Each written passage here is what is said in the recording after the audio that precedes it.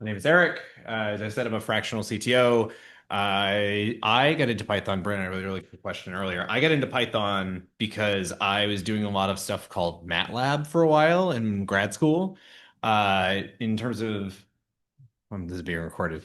Um, Python's open source nature was very attractive to us as students, and doing other things related to open source software development was really cool.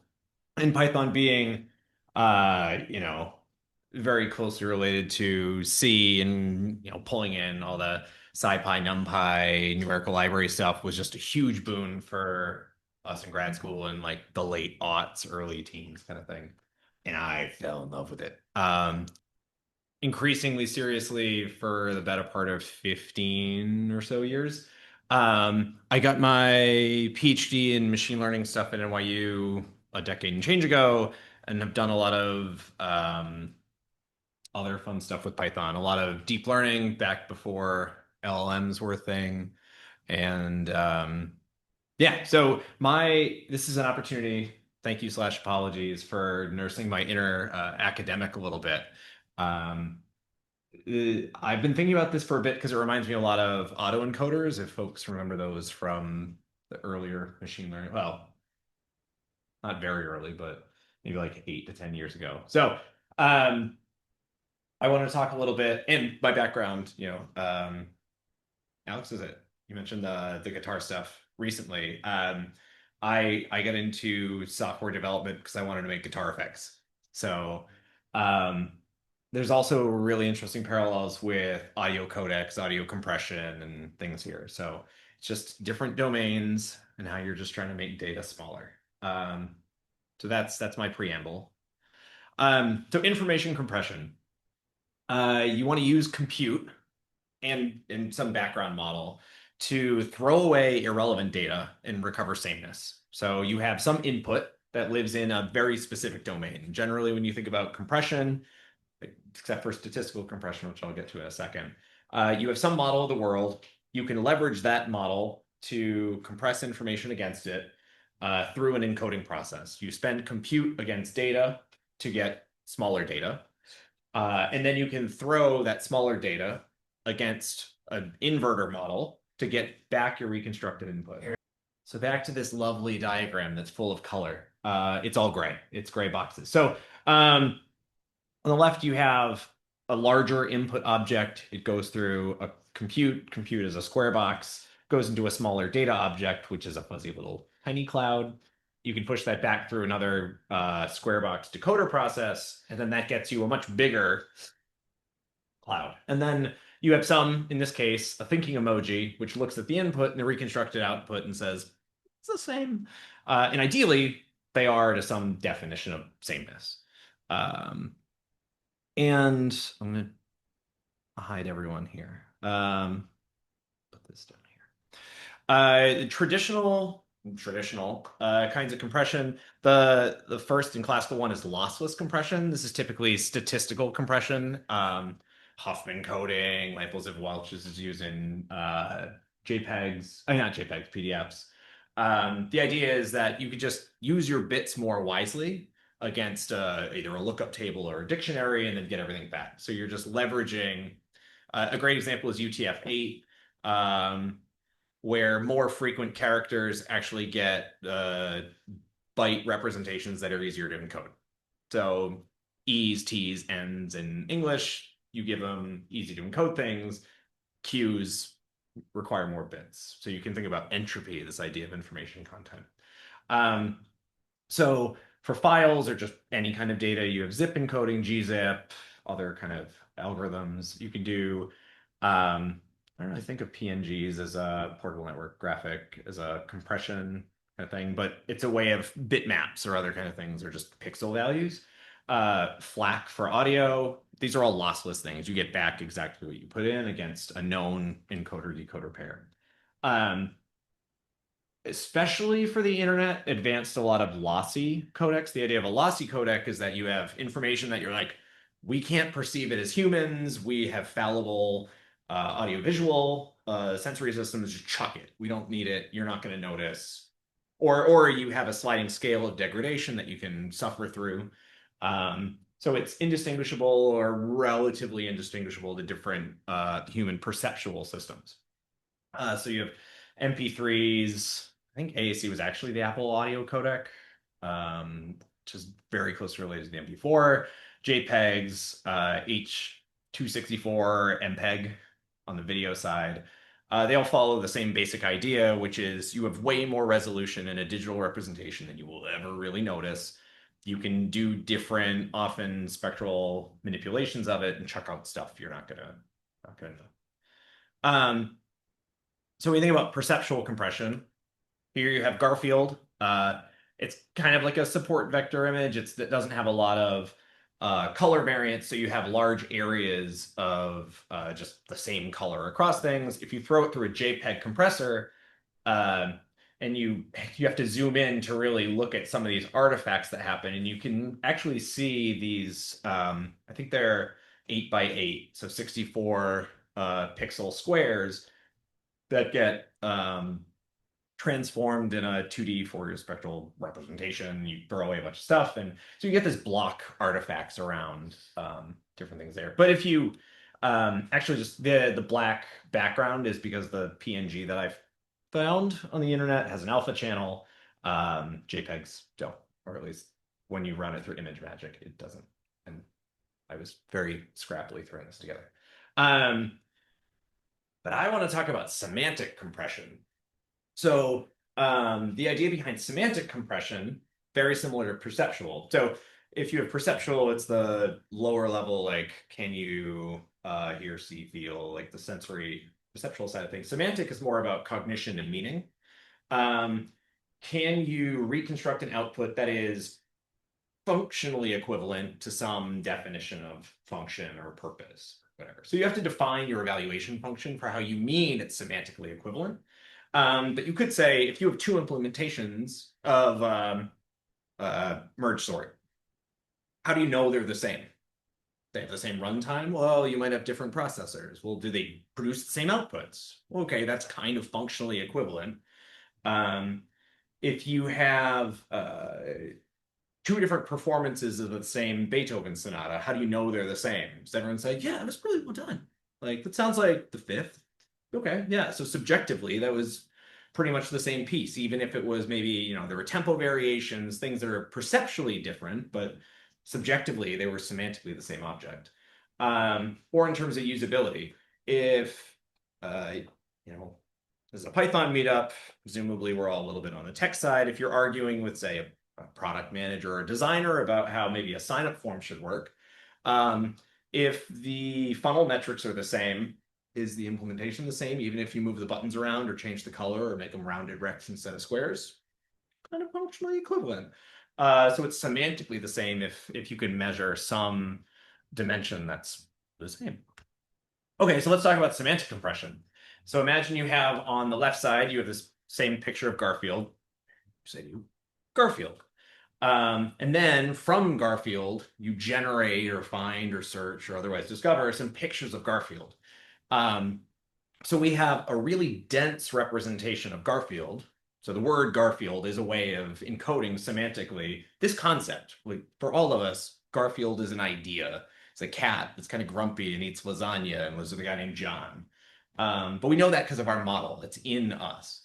Or maybe if you've been subjected to cat cartoons for the better part of 40 or 50 years. So if you were to say, okay, but decompress Garfield into the input domain, we want pictures of Garfield, you could have this wide array of different things that are all still ostensibly Garfield. You have, fancy hat Garfield, you have weird 3D Garfield that no one wants to talk about, you have the rare image of Garfield actually smiling, and then lasagna Garfield is canonically appropriate. But you can start to add additional data in that middle layer. You could say, well, original Garfield. So you've increased the amount of data you're using to represent the concept, and you're getting a narrower output on the other side, right? Now we have very original Garfield, the original like Jim Davis, weird looking Garfield, old pixelated Garfield, and then, we have the other two that are still original, not CGI, sad Bill Murray Garfield. But if we really want to increase how much data we're using in the middle. So we're relaxing the data constraints. You can get even more specific when you say original Garfield lying down. And there's still some variance of this output, but you can start to see as you increase the amount of information content in your encoded representation, you get closer and closer to perfect reconstruction. So you could eventually say, Garfield lying with his hand, propping his head up, looking a little bit like oh, who's the classic dude? Blanking on his name. The famous actor who like whatever, it doesn't matter. Legs crossed, looking kind of coy. You could really just keep stacking words in the middle, and then eventually what you get on the other end is something that's closer and closer and closer to the same definition of sameness. Questions? Questions there. We can keep cooking. Okay. Now, LLM prompting is interesting because we encode semantically really dense information to achieve a goal. And if you're vibe coding, you might say, make me a website for my Python meetup. You'll get something out, but the amount of variance on the other side of that could be massive.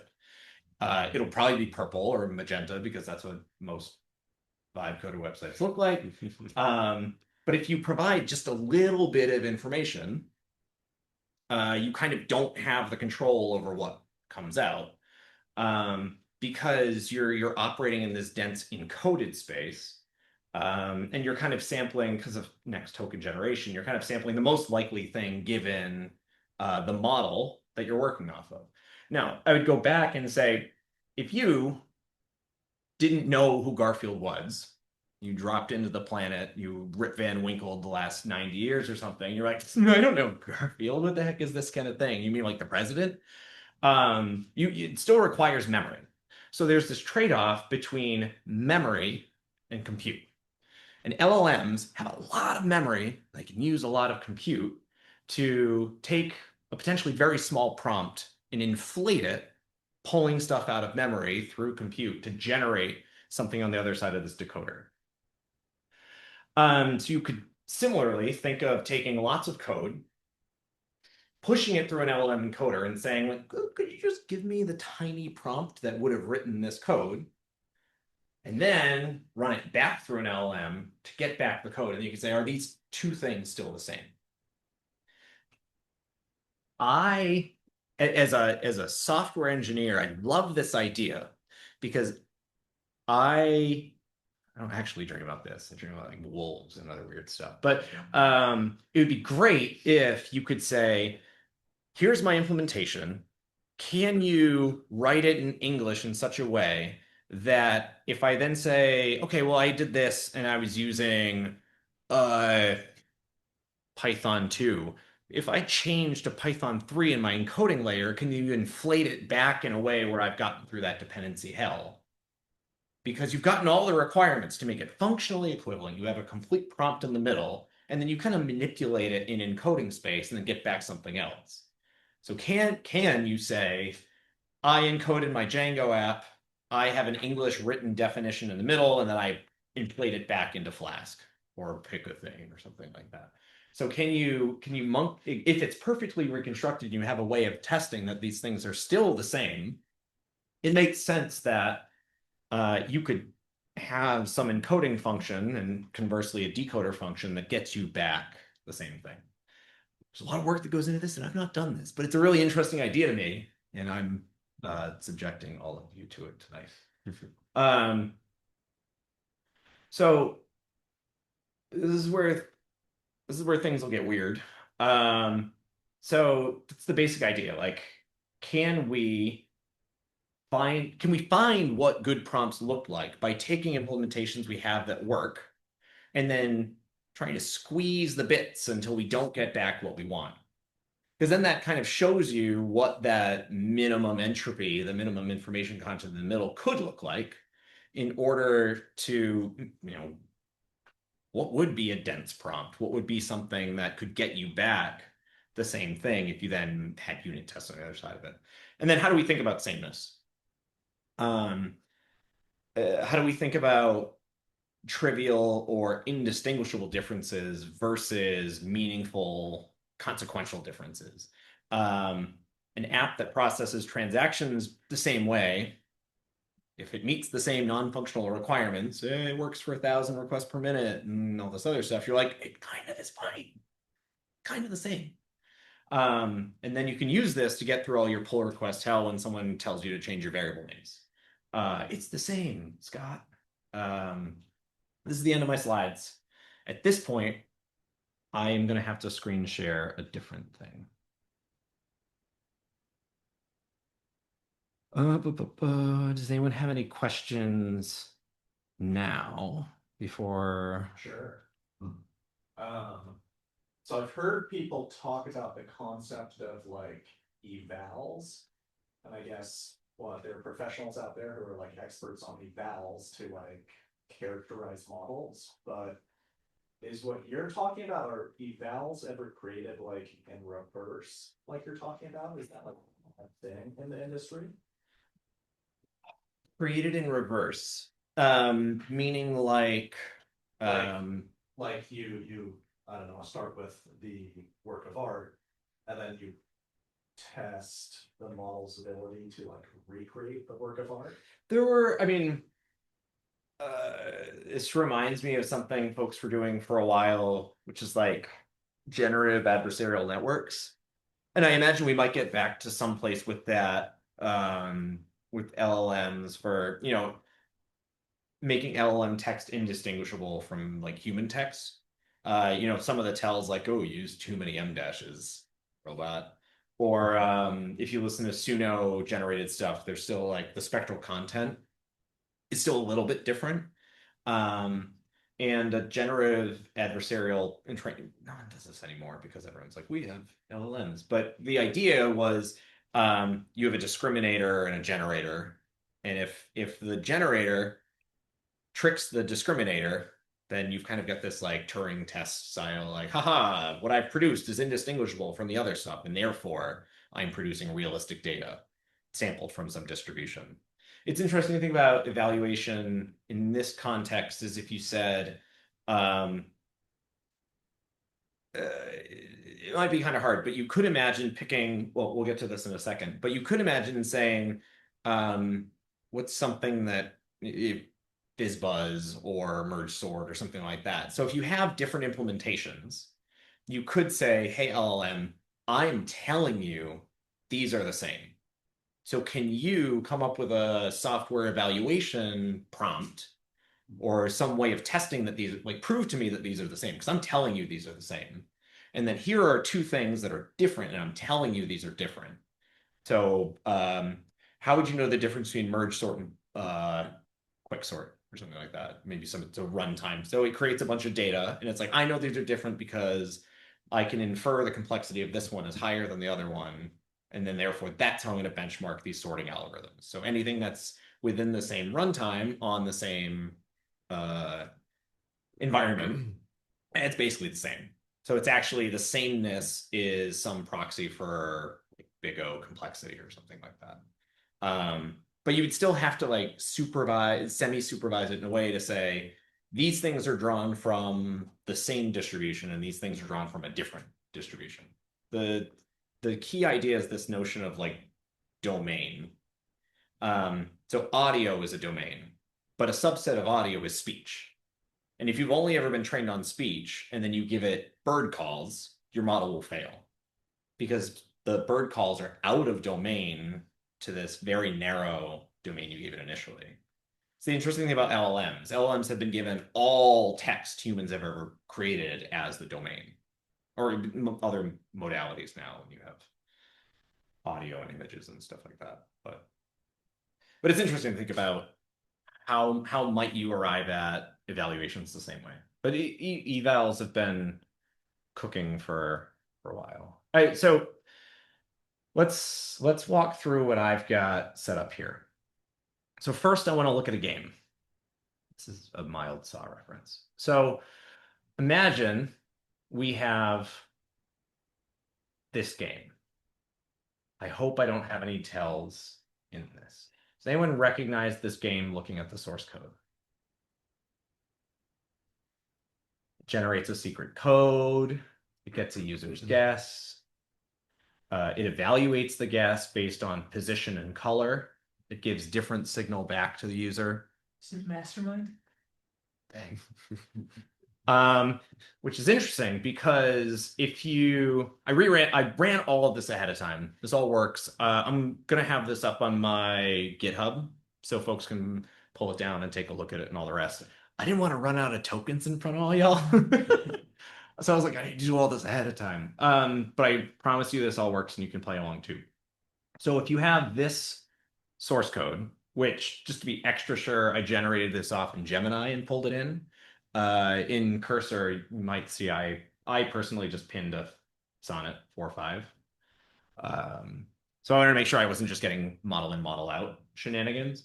Yeah, so it's evaluate guess. I had it generate mastermind. I didn't really have it do too much different than what it did out of the box. And it's just a command line mastermind. So if I come into warp, I'm in the app.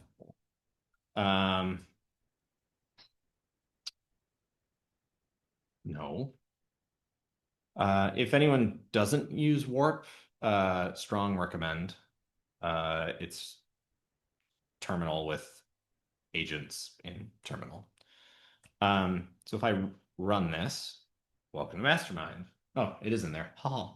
I have a secret for color code. 10 tries to guess it. Here are the available colors. So it's the. That's not it. Okay, so you can.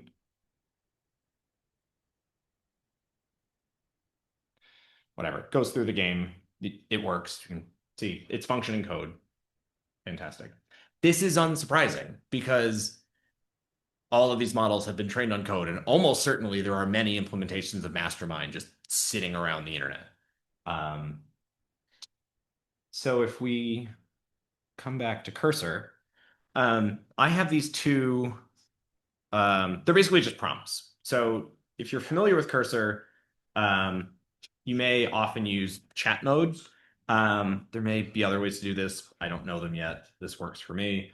I'm a fan of actually just having my prompts in the code base and then just telling chat to run the prompts that are just in files. So when you have it, it's a little bit like if you've ever played with Jupyter notebooks or any equivalent thing where you're in like a REPL and like 20 minutes later, you're like, how did I get here? And you're like, man, I really wish this was just a script. Write your prompts down, commit them into your repos. Because otherwise you'll be like, oh, I have this nonlinear execution sequence that I can never recover. And it's all the same challenges. I love Jupyter. I got through PhD on it, but you can still find yourself in some weird state that is unrecoverable. So here are your variables. I say, the input that I want to compress is this file here. I want you to use 10 characters to compress this thing, and then write the output into a text file. And then here's the prompt. So in terms of that LLM encoder function, there's a lot of opportunity to play with the prompt to get better quality compressed outputs. It might be like, I want you to produce something that's human readable. I want you to orthogonalize the representations. I want you to have a bulleted list that I can add to my linear project or something. There's a ton of complexity that you could add. I was like, this seems sensible to me. We'll do this product manager and then to tease. Now you're a software developer. So imagine you're in this, multi-agent game. So here you're an excellent, concise product manager. Given the source code in curly braces input, describe the implementation in sufficient detail so that a skilled developer would be able to re-implement it exactly. You are only able to use num characters to do this, so choose carefully. Write the resulting description to output. And when you run this with 10 characters, does anyone want to guess what you get? Input file name. The input file name is game input. What you get is the word mastermind. And when you look at what it reconstructs, so if you look at the decompression script, it takes, it's an input. God, I love LLMs. Just typo. You have C that dies on a semicolon, and I can misspell my variables. So input is the encoded thing. The output is recon. When you do this, here's a little tip. If you ever need cursor to ignore stuff, you can have a dot cursor ignore file. For this to work, you need to comment out the input because cursor has full visibility of everything in your file space. It will just cheat. So if you actually want to see this thing kind of work truly, you just have to tell it to ignore. You'll see in these the inputs are suffixed input.py. When uncommented, it won't just regurgitate the input, and you get this output. Now I will hide this guy. I will hide my other bar, and I will the what you call it, the contrast in VS Code for selected versus not selected absolutely kills me. So reconstructed is on the right, the OG is on the left. Um, and you'll see they're not the same. So is it on? Might check. These files are not exactly the same, which is what we expect. Like we've squished it down. It's like we got Garfield in the middle, and we got something a little bit different out on the other side. So you see, um, from the word mastermind, we've generated, uh, it's using a class. This other one was all imperative functions, which go input. Um, what else is interesting in here? It's done a whole class-based implementation. Oh, it's used 60 equal signs as line breaks, and over here it was 30. It's very interesting, the different choices it makes. But it's still 10. Here it's funny, this is actually, if you play this in a terminal, I can show this now. If you play this in terminal, um, this may work.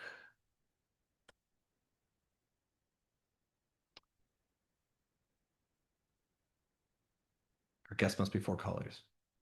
Oh, does it not work? I didn't test this one. Yeah, that's fascinating.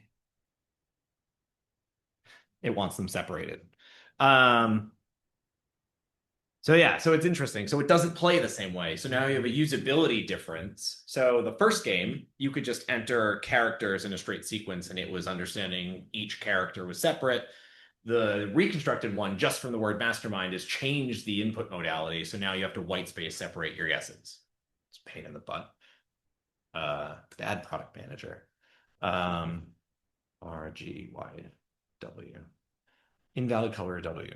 There's no white this time. Maybe there was no white before. There's actually way more colors here. I don't think we had that many last time. I'm finding this very hard to play. Thank you for letting me humble myself in front of all you. Okay, so we got a white peg coming back. So it's taking me a lot more guesses to get through here. It's a little bit harder game. We don't have to. You've selected power drive. Simpsons frame. Great. So if you come back here, these are different. So if we run this back through, sidebar, let's run it through 100 characters. So 10x more characters, which is a proxy for information content. It's not totally the same. We get back, guess 4 character code from RGBYOW in less than 10 tries. Black peg exact match, white equals right color only. Don't actually think there's much more interesting here than the other one. But for some reason, it's now shifted from a class-based implementation to imperative one again. In terms of line count, we're looking at this one's a little bit lighter. And if we run the 100 character reconstruction, let's see if it lets me do. Yeah. So for whatever reason, I think the interesting thing with this one is there's not much more meaningful information that's been added because mastermind, you're kind of still operating in that space.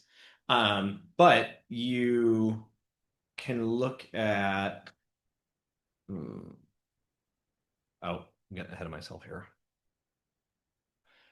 Um, this feels a little bit like if you were going to vibe code mastermind, this is kind of how you would have started. So there isn't too much surprising here because we're leaning so heavily on what's memorized by the model. If you were doing other things, oh, I want something to mimic Simon or Blackjack or these things, I'm saying like 10 character words, and we're all right there. We all kind of know the rules. I want to do Blackjack. I want to do these things. We're leaning heavily on our model of the semantic world and relying on compute to regenerate it.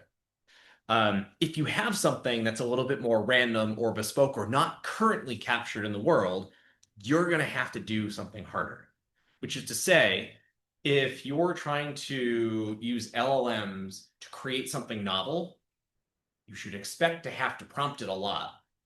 If you're doing something that you get really far without a lot of prompting, you're not doing anything that novel, is the way to think of it, right? Because it's memorized by the system. It's a near neighbor. So it's a little bit of entropy in, novelty out, is the way to think about this kind of thing. So that's that one. Mastermind is the little unit test, like, okay, like this is a thing. I'm gonna clean up some of these. So let's do something that's a little bit more random.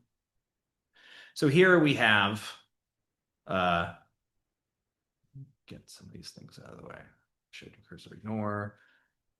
I don't think we need to look at the compressor, decompressor things anymore. I use the exact same compress and decompress prompts for all this stuff. So here we have an app. This is just a little fast API app. It's got some CSS at the top of the file. It's got sorted questions, format timestamps. It's got a route. The route is read route. It gets sorted questions. No questions yet. If there are questions, it formats them. There's a form here. There's some HTML content. Post a question. There's a vote up endpoint. There's a vote down endpoint based on question ID. All of these things return back to home. There's a delete question. What I pulled together here. No, thank you. It didn't ask me if I wanted to play again. So if I think I have to do what is my unicorn? Bu, bu, bu. I don't,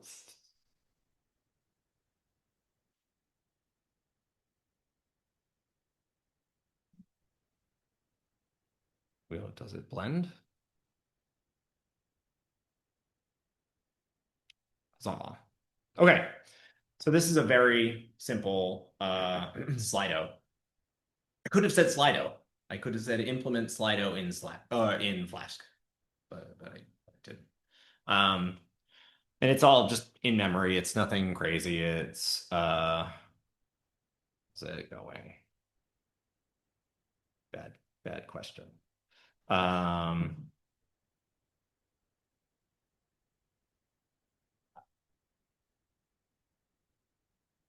and then bang. So it does the resorting. And you could say, get out of here. It works. No test for this.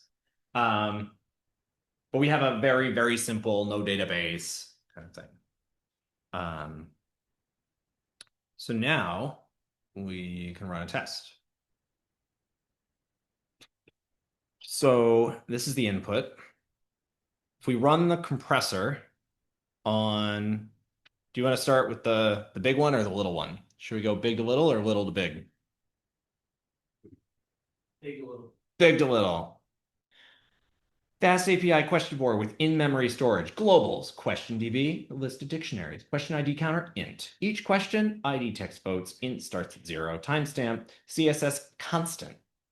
Centered 800 pixel layout. This is like slightly more pseudocode than Python. Which feels a little bit validating when, the more you play with LLMs, folks are finding like, oh, did you know that if you use structured syntax with LLMs, you get better output? You mean like programming? Yeah, like programming. Like if you have like tags and you use variables, yeah. So it's like if you code an LLM, you get predictable or more predictable outputs. It's satisfying that like the you can it's context engineering. You're slightly probabilistically programming. It's not an ALU, it's a semantic logic unit or something like that. I don't know. I'm not Carpathy. I can't come up with fun names for these things. But it's mixing a little bit of English. It's mixing a little bit of technical details, like routes. Get is the base route, returns an HTML response with embedded CSS. Text area form post to question, server rendered question list. Each has a delete button top right. Okay, that's cool. So instead of being top left or randomly about, it's giving just enough detail that if you were to look at this with the end output, you can imagine taking screenshots and feed it back in, talking about evaluators, be like, yeah, this kind of looks like what you told me to do. Um, and this thing, if you look at the other thing we can Sorry, do. I missed it, but Yeah. what were the 100, 500,000? Uh, So this is the what I'm maybe C would have been a better prefix here. What I've done on the sidebar is when I'm calling that compression prompt, what I'm telling it is how many characters to use when compressing it. I so I'll show you. If you go back to like kill our app, so you're trying to show that the more characters you're using, the closer you get to the input. You would expect that if you said, so check this out. What is it? App. reducing the entropy of what it could come up with back and forth. Yeah. Input.py. What? How do you do word count? Isn't that just fine? Count characters in game app input.py. Stupid terminal. It's funny where it's like we have uh like crazy expensive trained LLMs and I'm like, how do I reset my head to the previous commit because I like typed the wrong thing? It's like we have smartphones for egg timers. It's just silly use of I could have sworn that's You were what I close. Isn't that what I told it to do? So there's 6,668 characters in the Python implementation. And we smashed it down into what was it, 1,000. So it's factor of 6. You would expect that if you said, can you do it in 6,668 characters, it would have just been a pass-through. It would have just regurgitated the exact same code because there's no better way to. And if you would remove some of the characters, maybe it would have deleted the comments or something like that because it's like, well, that doesn't matter. It's indistinguishable. It's unnecessary data to some definition of sameness. But you could think about that original idea that I had kind of pitched, where if you have an implementation, you can then use LLMs to describe your implementation, which is maybe a better form of documentation. If the goal of documentation is maybe not understanding, but recreation or reconstruction, like have the LLM write your prompts from your code to generate your code. How many times can you run that? It's like, the copy of a copy of a copy of a copy, and you get like a blurry Xerox thing at the end. But if you have a high enough resolution scanner, you have no loss of replication. Um, so it's really just about thinking like what's captured, what's blurred, what's preserved, what's lost and discarded as you're running through these information manipulation loops, right? So if we come back to, we can take a look at the 500 prompt.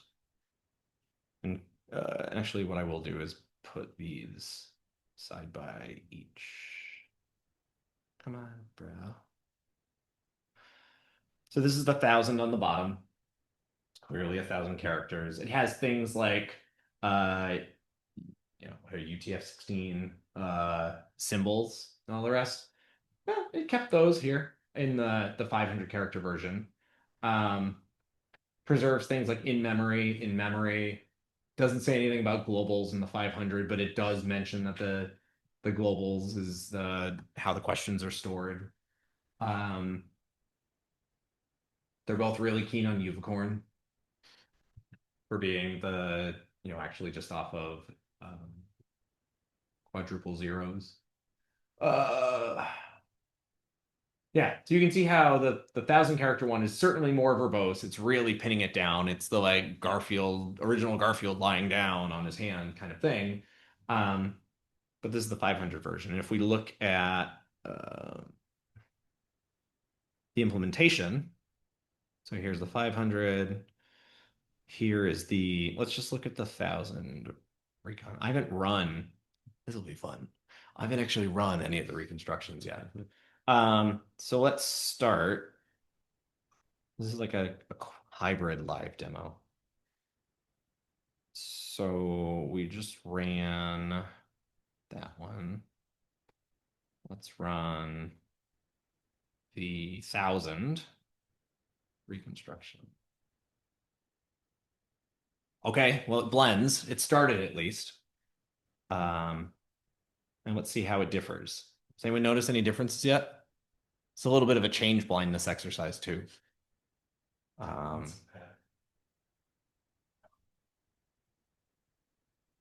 Okay.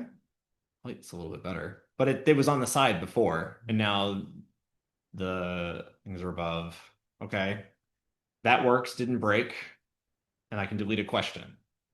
So if you think about it in terms of functionality, you could imagine saying, whether it's Puppeteer or some other kind of front-end scripted service, you could say, when the website opens, I want to type a question, I want to vote up, I want to vote down. You're kind of getting back your prompt a little bit, but now maybe you're driving some other kind of thing to determine sameness. I want to make sure that so I'm just going to enter just some garbage things to fill the question. I'll vote this one up, B goes up. If I vote up A goes to the top. If I delete B, right. Far as functionality is concerned, I declare we did it. Let's go and take a look at 500. And we'll reload this. All right, a little squishier. Still looks good. Submit question. Oh, I got blue arrows. 0 seconds ago. 5 seconds ago.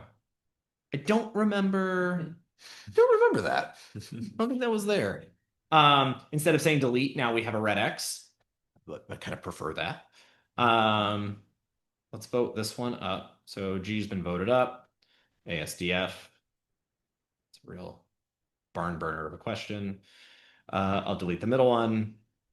Everything is preserved.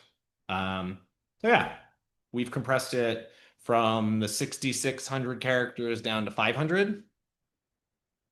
So if we think of it in terms of how might this guide our prompting, because that's one of the lessons to learn, right? If we want to know, like, if I want to be really verbose with my prompts, like, what might that look like? Like, what does a prompt that allows reconstruction tell us about what the heck should go in there in the first place? So if we go back and look at it, Fast API question board, that's a really high top level, like orange cat. Okay, you've crossed out a lot of things it won't be, and you've really narrowed in on what it could be. And then you could imagine ranking these by kind of like architectural significance. In-memory list of dictionaries says something very specific over SQLite 3 database with some other kind of like ORM model or something like that. It's like, no, this is clearly a very specific thing. Timestamp, here are the routes. There's a get, there's a post, here are a couple other posts. Then it sorts. So it's kind of, I don't think I said anything in there about like write it from like most significant to least significant feature or facet, but it seems to have stacked it that way. Relative time display. Oh, it's so concise. It's like the equivalent of now everyone's saying like don't be nice to your LLMs because it wastes tokens. It's like, wow, I mean, this is kind of proof of it. I just saw the time, so I'll just show the last one real quick, and then we'll see if it runs. Fast API Q&A board. Okay. Submit, vote, delete questions in memory list. Server rendered HTML sorted by votes. It does not say sort by time, so I had a double sort. on that. It was sorting by time, and if you vote, it would override time, like Slido, right?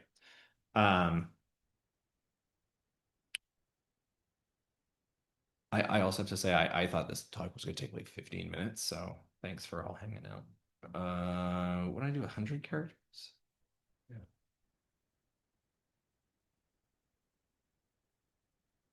And it runs.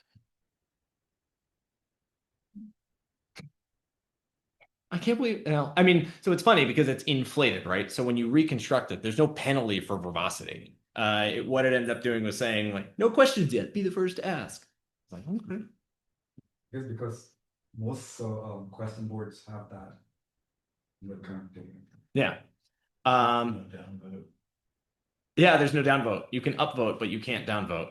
So this is no longer functionally equivalent, right? We've now lost a feature that was part of that intangible definition of what it did. Thank you for coming to my TED Talk. No, but seriously, that's all I have. Character prompts say that it's download. I don't think so. No, I think it lost out on it. So let's go back here. Sorted by votes. Sorted by votes. So it knows, yeah, submit, vote, delete. So I bet if you said like up / down vote. And then if you really wanted to get those characters back in memory queues, that might get you, if you really wanted to pack it in, you could probably find ways to get those back. Yeah. Other questions? There was one online. I don't know. We'll wait. Go ahead. Okay. I was wondering, have you looked at how repeatable like, if you run the 500 character prompt and then you do it again with the same thing, do you get something pretty similar, or is it still pretty inconsistent about how? I didn't rerun it. Okay. That sounds like great future work for someone who downloads the repository, which is the classic academic response to the question. Right. But no, I mean, I don't know. I haven't looked into what Cursor does, because if you were using, I don't even know that they expose this most time anymore. In early days for LLMs, it was like, oh, fiddle with the temperature parameter, and you'll get in more or less like stochastic sampling out of the thing. Right. I don't even know if Cursor gives you access to that under the hood, or if the model providers are even really messing with that anymore. Yeah. But yeah, I from what I've seen from a little bit of monkeying around, the functional stuff doesn't change. You end up with a little bit of like comments here, list instead of tuples there. Like it's like these like saddle point decision kinds of things. Yeah. Just because it's so likely because it's code. Right. Yeah. Cool. Thank you. Did the online question Let's see. surface again? Don't the concept of session history come like Yeah, Joe raised his hand. Yeah, should we do the online queue? Hey, Joe, did you want to ask something? Yes. What's your opinion on small language models limiting the size of the model to help make it more accurate? I caught some of that. It was about He- the size. of He was the model. asking like using smaller models to constrain, I guess. Yeah. Yeah, I mean it's interesting. I think what would happen is the amount you would be able to. So there are two things. I think generally smaller models struggle to produce working outputs for whatever reason. I will not claim to understand any of the weird sorcery that's happening with a lot of LLMs, even though we've all looked at the same architectures. I think what would be more likely is that kind of what I was describing and be like have less knowledge of the world and fewer like references. It'd be like someone who like didn't watch as much TV. just not picking up the same references that you were putting down. Or it'd be like, oh, it's like Slido, and you're like, what? Or maybe it's trained on older data, or it doesn't have all of those things. Like maybe all of the essences of Slido. It might know that Slido is like a Q&A platform, but like it might not remember the color scheme in the same way that a larger model would have just soaked it in. In the same way that you see like what feels almost like video game clones coming out of some of the large models where you're like, this is just Halo. Like you've just memorized Halo. Like, so that's probably what I would expect. You might have trouble running it, but it would have less to lean on, and it would probably have to represent more in a prompt to get to what you're after. Thanks. I was also wondering, do you know of any work or progress on formulating the English or not the English, the information content of all of Python, English, and code? Uh, I mean, the short answer is no. There's certainly been one thing I would point folks to if you haven't seen it already is Toon. Do folks know about this project? Toon. It's meant to be like here's another question. How much have folks seen the very recent trend of using like either JSON or kind of like HTML style tags for setting sections and prompts or inputs or stuff like that? A lot of folks have hipped on to like, oh, you should use JSON to do these kinds of things. Um, and someone was like, JSON's still kind of verbose. It's a little bit silly. Like Tune is supposed to be like a minified JSON syntax as a way of kind of packing information in a semi-structured way. So it's interesting that like on the one hand, you have some folks being like, oh, like frontier programming languages are going to be discouraged because they're not going to be modeled. You know, you see this with like Rust or Go or other languages that don't have as much representation from code bases, whereas Python, JavaScript, you can get further faster. It's like no one's going to come up with a new language now because the LLMs aren't going to know it. So, but in the flip side, you're ending up with frontier prompting languages that are kind of on the other side of the LLM compiler in a way.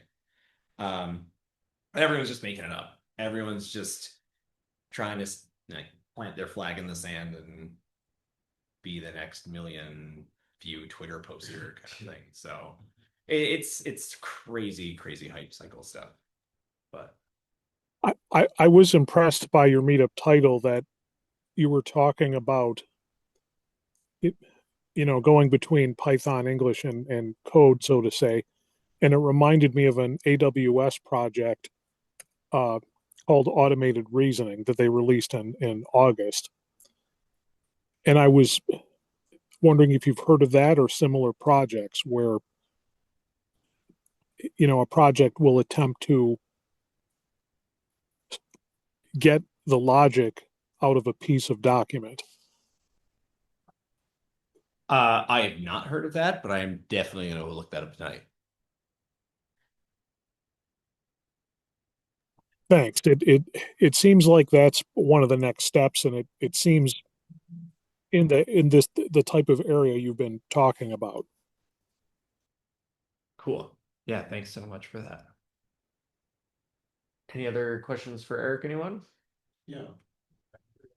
So I've been doing things like MFC and trying to convert, MFC form an application to like a say a .NET Forms application. Mm-hmm. And if you just give it like this is the first thing I found that actually will generate something small from the RC format, WPF and Windows. But I'm wondering if you take like a set of functionality, like all the code to run along whatever. What do you think would happen with the LLM if you actually told it to do what you had here? Make it a nice big English description and bring it back in. Because I'm guessing when it does it internally, it doesn't really take that step. If you just do it, it doesn't like turn it into English, like goes make something with the side and then turn it back over and do a better job. Yeah, I have I mean, there's this thing that came out recently about the hidden states in LLM decoding are actually a one-to-one mapping of the input prompt. Yeah. So like it's similarly like Is there like an LLM bytecode that would be a more compact representation? Because Right. it, like, on the one hand, it is kind of like a translation task. Mhm. If you were saying like, okay, I take this passage, turn it into French, and then take it back into English, kind of thing. I think the nifty bit about pulling it into something that's not so syntactically bound like code is that it just changes the expressivity and it allows you to kind of like fiddle with the knobs in the middle in the same way that not to get too like musical on folks, but if you listen to a song and then you transcribe it on piano and you have the notes, you can then change the notes and get the song back on the other end. So you can kind of like, if you have the symbolic representation in the middle, you can monkey with the audio waveform or MIDI or any other kind of thing. So it's super interesting. I've certainly seen. I could never cite it, but I definitely saw someone was like, "Oh, LLMs came up with their own language for representing their own programming language, and we're not able to read it." And it's some like quasi matrix scary stuff, but not truly scary. It's more like, oh, they bricked themselves and we can't get them back. The paperclip problem. Yeah, I was asking a question what you mentioned, which was like if you try running through the same thing again, so like 500 characters over and over again, would the LLM try to just use the session history and just try to redo what it just did versus trying to use all of its context window? I think it depends on what you want to have happen, right? Like if you're truly trying to use the LLM as like a one-shot encoder decoder, then you want to have a clean session history so that like if you were actually like throwing it at an API and you're doing the chat completion or something like that, you want that clean state. Because what you're really leaning on is you want to say, use your memory and exactly what I'm giving you and nothing else and just let it do that because it's going to give you the most deterministic output. I've probably muddied things a little bit by reusing those compression decompression kind of to chat context. But it depends on what you're after. It's some interesting like muddying the waters a little bit. It's like not washing your cutting board good enough when you're making dinner. You're like, this pizza tastes like watermelon. So, were you gonna ask a question too? I feel like the small language model question kind of covered it. Okay. I was curious kind of how does the ideas change with different model capabilities. But I guess maybe a stretch question, like if like 5 years from now, 10 years from now, I guess if models get way, way bigger, like are there limits to how much model size can change like the minimum prompt size?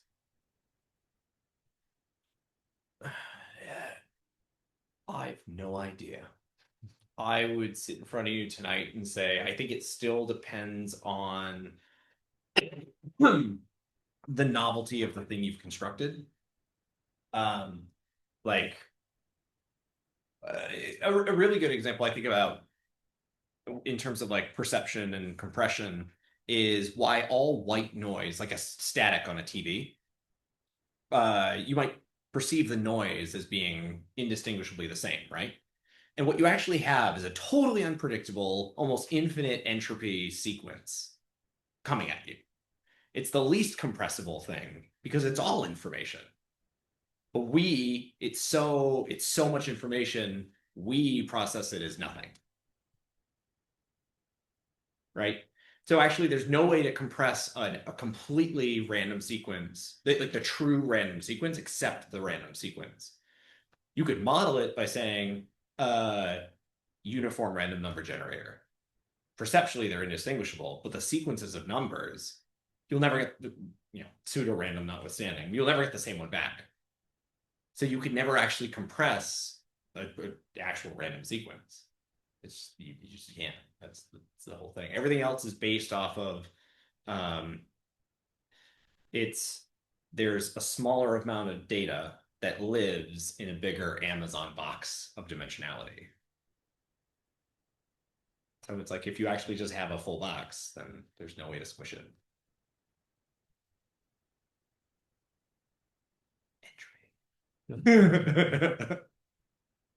All right, I think we should wrap up there. Yeah. Yeah.